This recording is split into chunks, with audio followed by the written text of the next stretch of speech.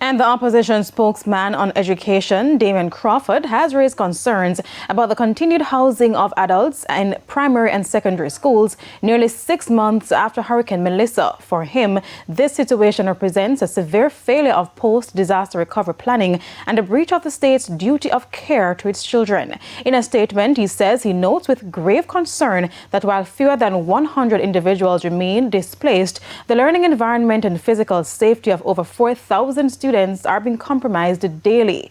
Mr. Crawford argues that this is no longer an emergency response issue, but a breakdown in the execution of basic post-disaster responsibilities.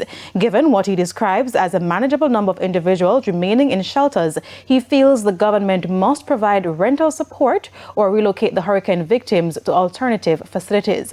He's also suggesting the utilization of modular housing or managed temporary units such as tents in non-school areas.